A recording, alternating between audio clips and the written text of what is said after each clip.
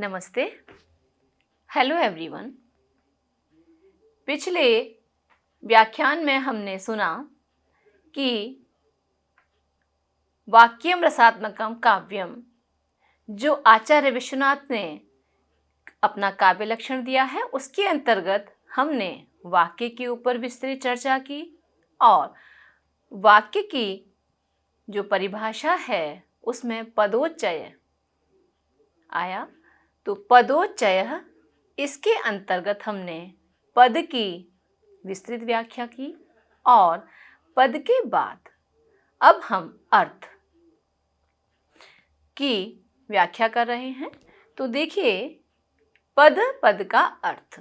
तो अर्थ भेद, आज हमारा व्याख्यान प्रारंभ होगा। पहले अर्थ भेद बताया जाएगा और उसके बाद शब्द की शक्तियां इसमें बताई जाएंगी।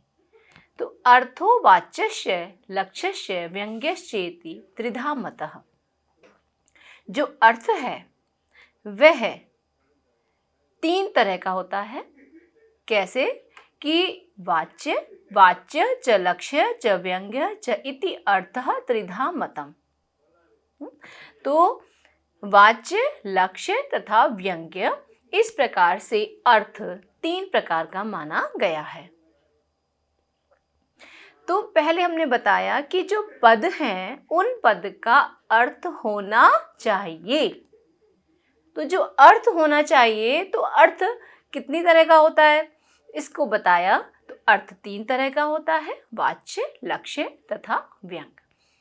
अब देखिए, तीन तरह के जो अर्थ बताए, इन अर्थों के स्वरूप को बताते हुए आचार्य विश्वनाथ कहते हैं कि वाच्यो अर्थो अभिधया बोध्यो, लक्ष्यो लक्षणया मतः, व्यंग्यो व्यंजनया ताः स्युस्तिस्रः शब्दस्य शक्तयः। क्या कह रहे हैं कि वाच्य अर्थः अभिधया, लक्ष्यो लक्षणया, व्यंग्यो व्यंजनया बोध्यो मतः, ताः तिस्रः शब्दस्य शक्तयः स्युः। वाच्यार्थ जो है वह अभिधा से, लक्ष्यार्थ लक्षणा से और व्यंग्यार्थ व्यंजना से ज्ञात होता है।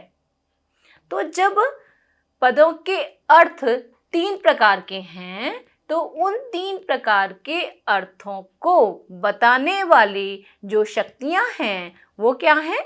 अभिधा, लक्षणा और व्यंजना। ताः अभिधाद्याः, इस प्रकार ये शब्द की शक्तियां होती हैं, अभिधा आदि। तो ये जो ता है, तो ता इस कारिका में ताः क्या है कि अभिधा आदि। तो अभिधा क्या होगी? आदि से तात्पर्य हो गया अभिधा, लक्षणा और व्यंजना।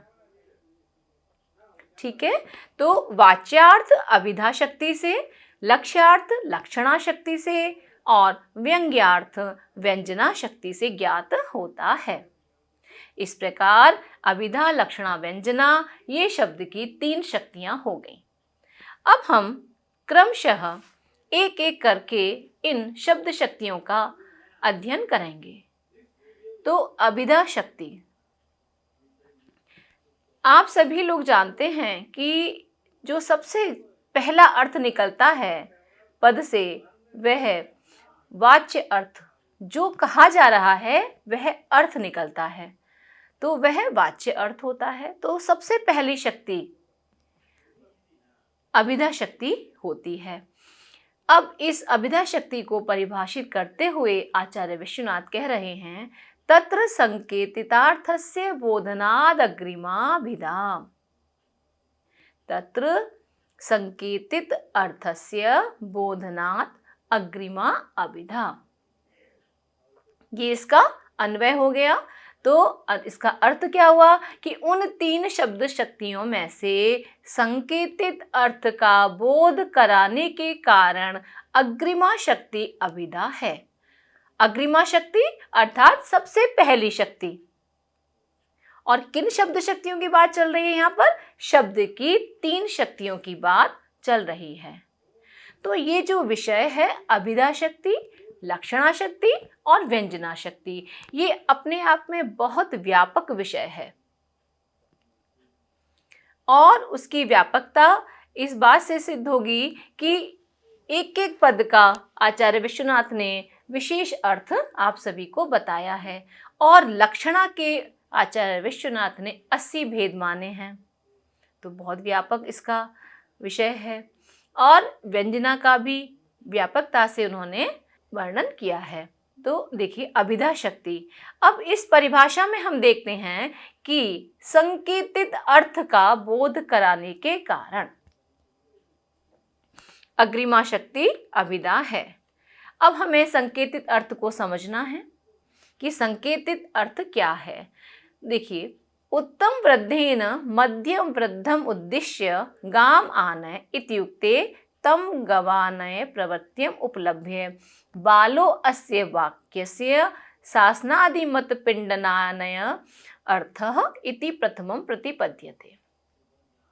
देखिए कि यहाँ पर संकेत ग्रह कैसे होगा, सबसे पहले बता रहे हैं कि देखिए सबसे पहले जो संकेत ग्रह का सबसे प्रमुख साधन है वह व्यवहार है। क्या है कि एक आंगन में या एक जगह पर 3 लोग बैठे हुए हैं, है ना। अब 3 व्यक्ति कैसे बैठे हुए हैं कि एक तो बड़े हैं जो बड़ी एज के हैं और दूसरे मध्यम उम्र के हैं और तीसरा बालक है। ठीक है, तो जो बड़ी उम्र वाला व्यक्ति है उस बड़ी उम्र के व्यक्ति ने मध्यम उम्र वाले व्यक्ति से कहा।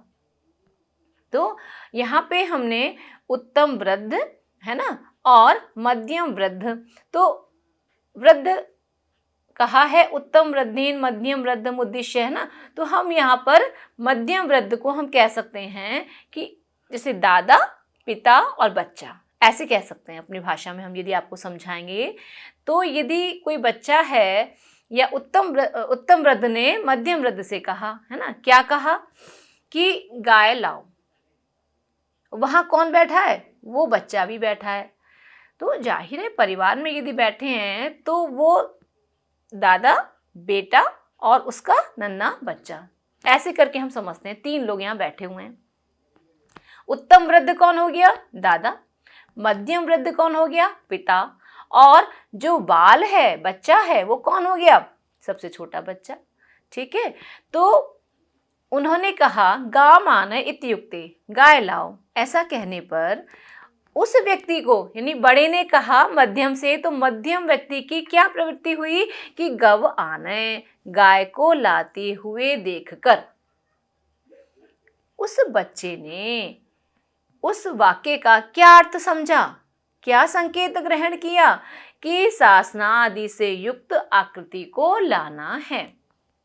उस बच्चे को नहीं पता कि गाय क्या है, लेकिन जब उसने देखा कि दादा ने पिता से कहा या पिता की उम्र के चाचा या ताऊ किसी से कहा, तो वो क्या लेके आ रहे हैं, शासनादिमत। तो शासना किसे कहते हैं, जैसे गाय होती है तो गाय का ये जो लटका सा होता है ना गाय का, तो इसे शासना कहते हैं। तो ऐसे से युक्त एक आकृति को लेके आए।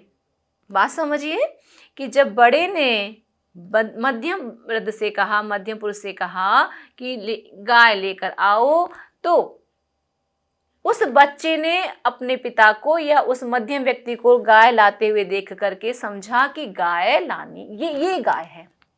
और कैसी गाय है कि इसके शासना आदि है, ये गाय है। तो सबसे पहले वह ऐसा समझता है। अब इसके बाद अनंतरम च गाम बधान अश्वमानय इत्यादौ आवापो द्वापाभ्याम गो शब्दस्य शासनादिमान अर्थः आनयन पदस्य च आहरणम अर्थः इति संकेतम अवधारयति। अब उन्होंने कहा कि गाय को बांध दो और घोड़े को ले आओ। किसने, वही उत्तम वृद्ध ने मध्यम वृद्ध से दोबारा कहा क्या कि गाय को बांध दो और घोड़े को ले आओ। ठीक है, अब वो जो बच्चा बैठा हुआ है उसको ना घोड़े के बारे में पता है, ना गाय के बारे में पता है, लेकिन वो समझ रहा है, क्या समझ रहा है कि जब गाय को बांधने का बोला तो उसको गाय को खूंटे से बांध दिया। ठीक है, अब अश्वमानय, फिर घोड़े को लाओ, ये उसने समझा। तो उन वाक्यों को सुनकर तथा उन वाक्यों को बोलने के पश्चात होने वाली क्रियाओं के, बांधने की क्रिया बोली तो बांधा, और ले आओ तो ले आने की क्रिया के बाद वो उन्होंने वैसा किया।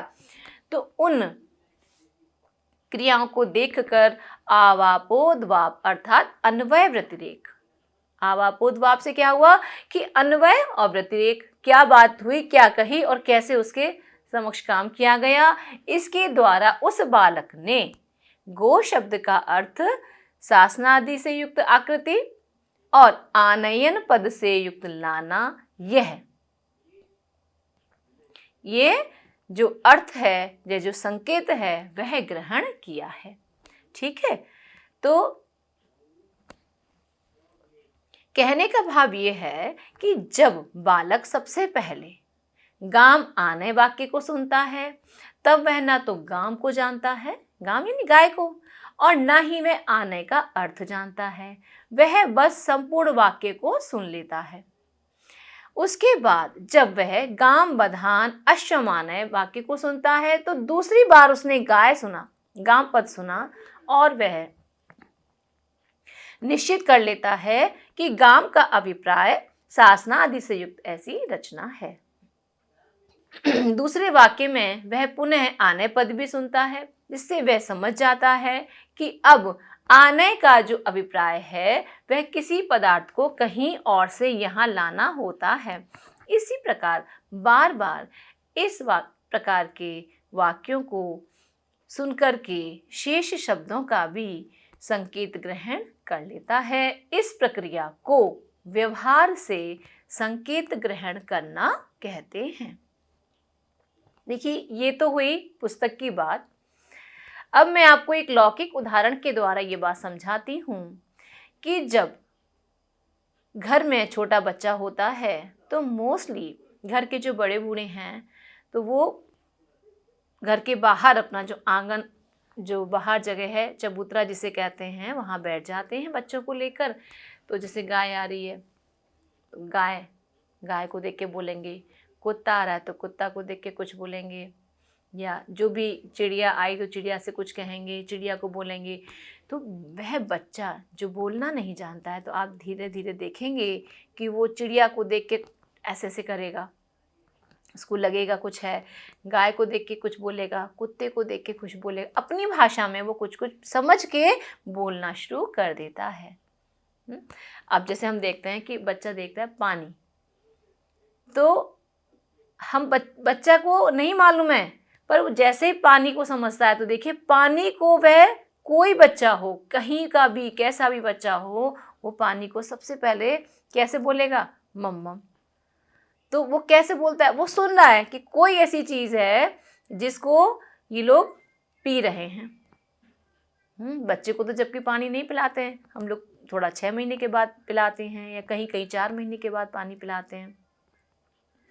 लेकिन वो कैसे बोलता है, व्यवहार से संकेत ग्रहण करता है और अपनी भाषा में उसको बोलना शुरू कर देता है। और यदि हम उसमें मम्मम, यदि मम मम मम मांगे वो, और हम उसे पानी की जगह कुछ और दे दें तो वो उसको नहीं लेता, उसको इतनी समझ है। तो इस सब का जो व्यवहार, जो कि आप लौकिक रूप से अपने घर में डेली देखते हैं, है ना, तो ये सब क्या हुआ, व्यवहार से संकेत ग्रहण करना हो गया। ठीक है, तो इस प्रकार जब वो बार बार ऐसे वाक्यों को सुनता है तो शेष जो अन्य शब्दों का प्रयोग उसके सामने हो रहा है वह उन शब्दों के अर्थ को भी समझने लगता है, और इसी को हम व्यवहार से संकेत ग्रहण करना कहते हैं। अब देखिए, तो एक तो हमने संकेत ऐसे ग्रहण किया, और दूसरा कैसे, क्वचित च प्रसिद्धार्थ पद समभिहारात् यथा इह प्रभिन्न कमलोदरे मधुनि मधुकरः पिबति इत्यर्थ। क्वचित आप्तोपदेशात, तो पहले कैसे कि पहले कह रहे हैं कि कहीं प्रसिद्ध यानी पहले से ज्ञात पद के साहचर्य से भी संकेत ग्रहण होता है। तो क्वचित प्रसिद्धार्थ, प्रसिद्ध अर्थ जो हैं उनके पद पता है, धीरे धीरे पता हो जाते हैं। तो अब यहाँ पे दूसरी बात हो गई, जो उत्तम वृद्ध और मध्यम वृद्ध बाल वाली बात थी वो अलग हटी। अब जब पहले से ही कुछ पदों के अर्थ पता होते हैं, है ना, तो वो बच्चों को ऐसे धीरे धीरे पता होते जाते हैं, सीखता जाता है वो बच्चा। तो अब उसमें क्या होगा कि साहचर्य से भी, ज्ञात पद के साहचर्य से भी पदों संकेत ग्रहण होता है।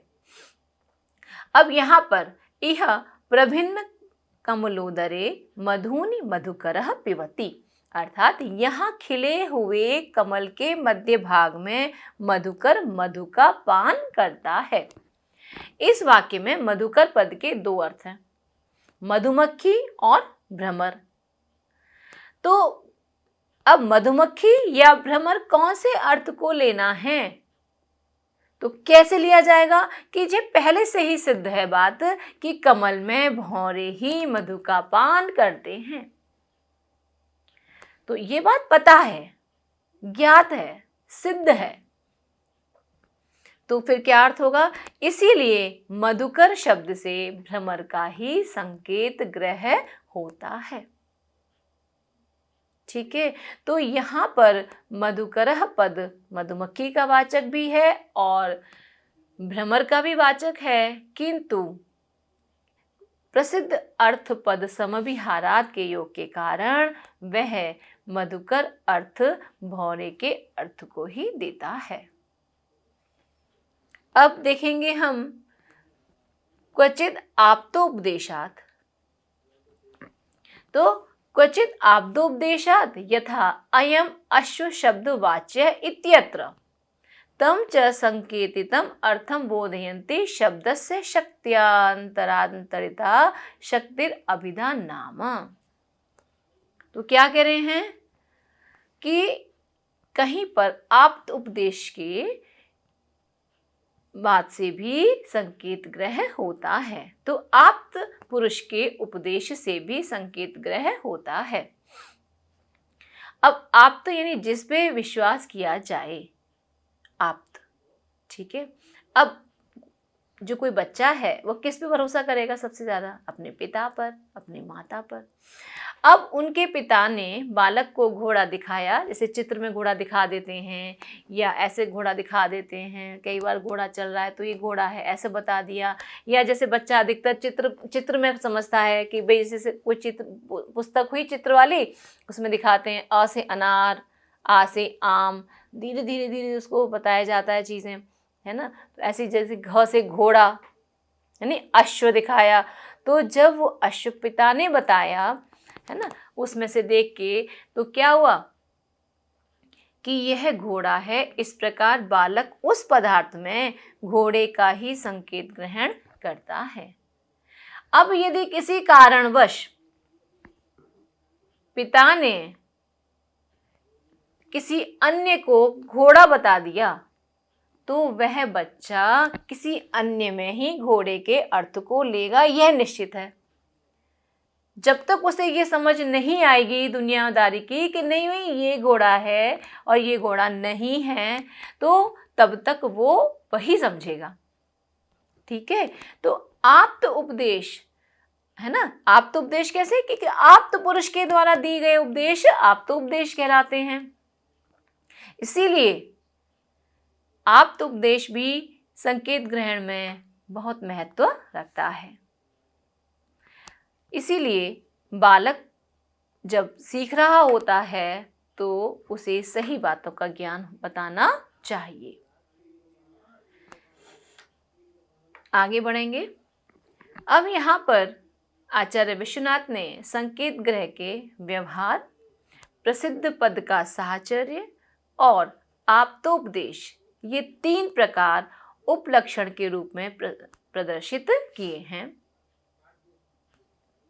और यही संकेत ग्रह के अन्य साधन भी होते हैं।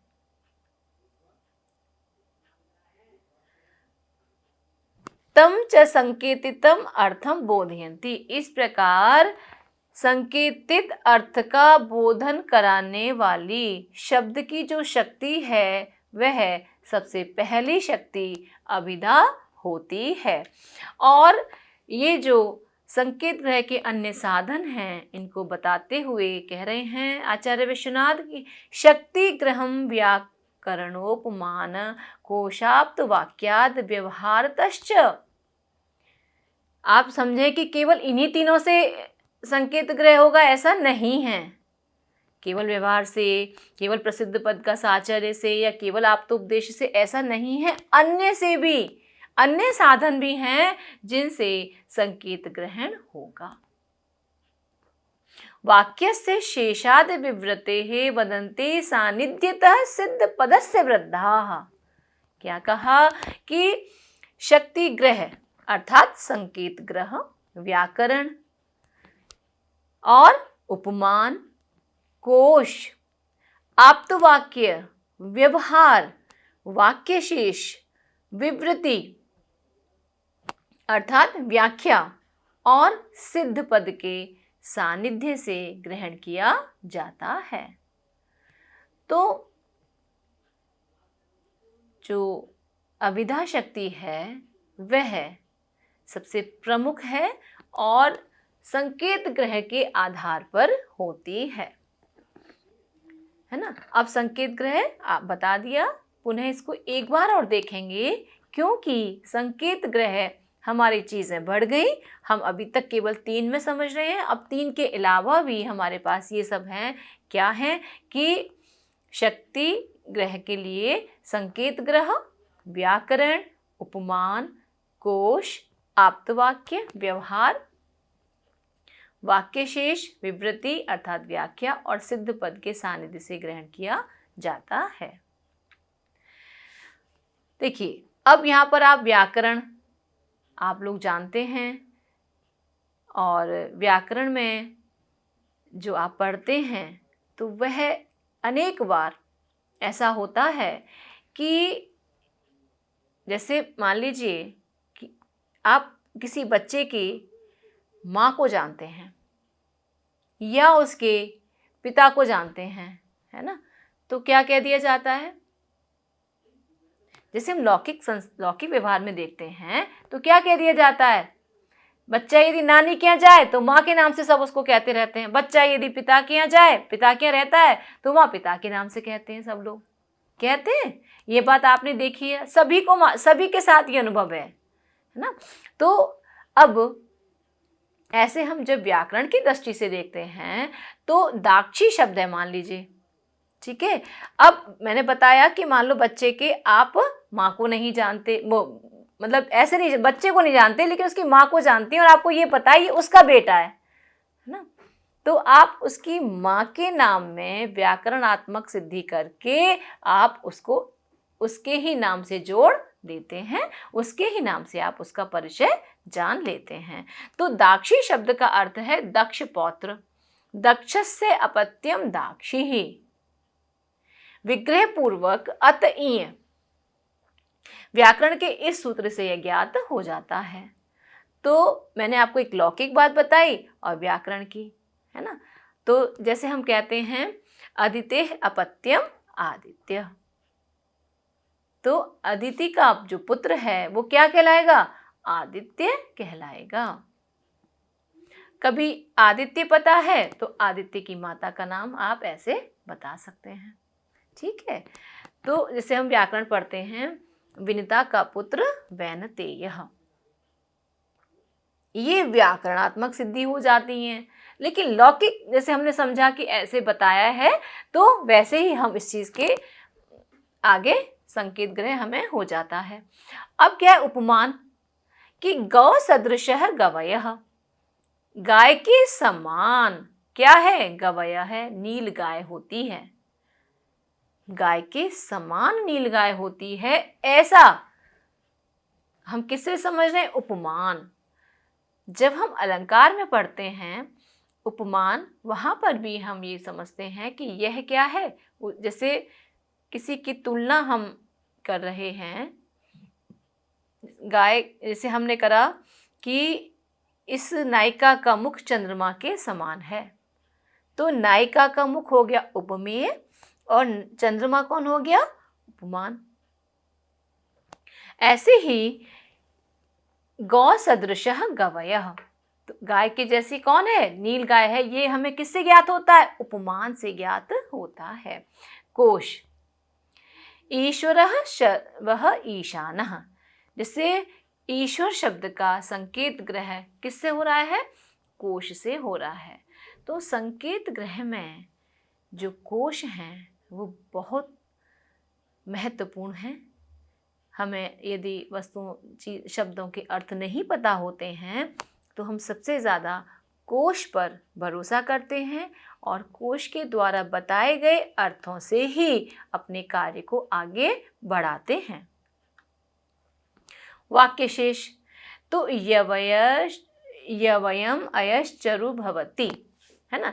तो यवमयश्चरु भवति क्या कह रहे हैं कि यव शब्द से आर्य जाति के व्यवहार अनुसार ज अर्थ ही लेना चाहिए, अथवा मलेच्छ जाति के व्यवहार अनुसार मालकांगनी अर्थ लेना चाहिए।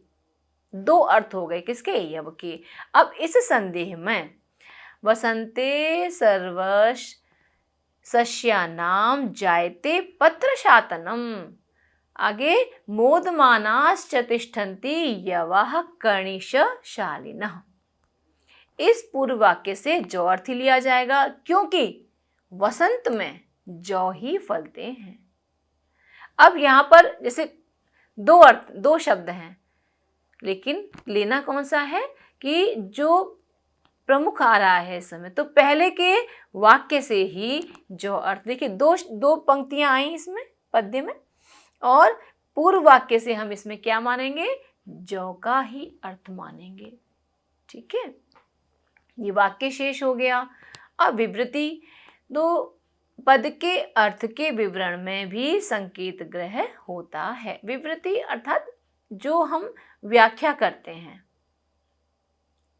अब ये जो व्याख्याएं होती हैं, जैसे किसी आचार्य ने अपना ग्रंथ लिखा है ना, अब वो अपना ग्रंथ लिख के चले गए हैं। अब जो अन्य लोग हैं उनके ग्रंथ को पढ़ के उस पर जो विवृति लिखते हैं, जो टीका लिखते हैं, जो व्याख्या लिखते हैं, वो सब बहुत महत्वपूर्ण होती हैं और उन सब से भी संकेत ग्रह होता है। ठीक है, देखिए इन उपायों से ज्ञात हुए संकेतित अर्थ का बोध कराने वाली शब्द की किसी अन्य शक्ति के व्यवधान से रहित शक्ति अभिधा शक्ति कहलाती है। तो यहाँ पे जो यहाँ तक तो आपको समझ में आ गया कि संकेतित अर्थ का बोध कराने वाली शब्द की शक्ति अभिधा है। अब इसके आगे एक और पद लिखा हुआ है कि अन्य शक्ति के व्यवधान से रहित। यहाँ अभिधा शक्ति के अर्थ ज्ञात होने में किसी अन्य शब्द शक्ति का व्यवधान नहीं होना चाहिए। ये बात क्लियर है। तो जब किसी अन्य का व्यवधान नहीं होगा, अन्य से तात्पर्य क्या है? लक्षणा और व्यंजना, दोनों शब्द शक्तियां और हैं, लेकिन अभिधा शक्ति पहले नंबर पर है।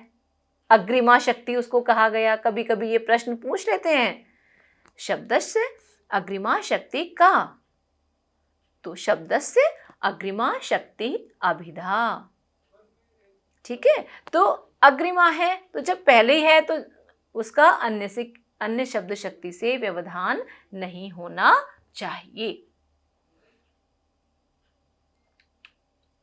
अब बात धन्यवाद की है, और इस धन्यवाद ज्ञापन से पहले मैं एक बात कहना चाहूँगी कि ये जो विषय हैं, काव्य शास्त्र का आप लोग अध्ययन कर रहे हैं और हम आपको काव्य शास्त्र के इस विषय का अध्ययन करवा रहे हैं। कुछ मुश्किलें तो हैं, लेकिन उन मुश्किलों से आपको आगे बढ़ना है। आप कोशिश कीजिए कि साहित्य दर्पण की जो पुस्तक है वो आपके पास अवश्य होनी चाहिए। आप ये नहीं कि आप ऑनलाइन पढ़ रहे हैं, देख रहे हैं और सुन रहे हैं तो बस ऐसे ही काम चल जाएगा, नहीं। आपको हर हाल में पुस्तक अपने पास रखनी है। हम कितनी भी नोट्स दें, कुछ भी चीज़ दें, पर आपके पास जो पुस्तक है उस पुस्तक से जब आप पढ़ेंगे और इसको देखेंगे तो निश्चित रूप से आपको वह ज्ञान, श्रेष्ठ ज्ञान प्राप्त होगा। तो इसीलिए आप पुस्तक अवश्य लें। और चूंकि ये शब्द शक्तियाँ हैं, पहली शब्द शक्ति है, वाच्य अर्थ को बताने वाली है, बहुत आसान है। पहला जो बोला वही समझा है और धीरे धीरे समझते चले गए, बड़े होते चले गए। बहुत से शब्दों के हर अर्थ तो हम भी बहुत लेट जाने, क्योंकि हमारे यहाँ वो होते ही नहीं। अब किसी को सुन के समझना ना, फिर सीखना, तो धीरे धीरे धीरे धीरे ज्ञान हमेशा, ज्ञान अनंत है, हमेशा प्राप्त होता है। ठीक है, तो अभिधा शक्ति आज हमारी अभी आदि ही हो पाई है, क्योंकि इसमें जो संकेत ग्रह आया है, तो अभी संकेत को भी बताना है आपको ना, कि और क्या है यह संकेत ग्रह। तो इसके आगे के हम व्याख्यान में आपको अभिधा शक्ति के आगे का वर्णन करेंगे। और मैं उम्मीद करती हूँ कि आपको यह विषय थोड़ा रुचिकर अब लगने लगा होगा। थोड़ा हम पढ़ भी चुके हैं। आप पुस्तक के साथ इसको मैच कीजिए, पढ़िए साथ साथ, निश्चित रूप से आपको बहुत लाभ होने वाला है। धन्यवाद।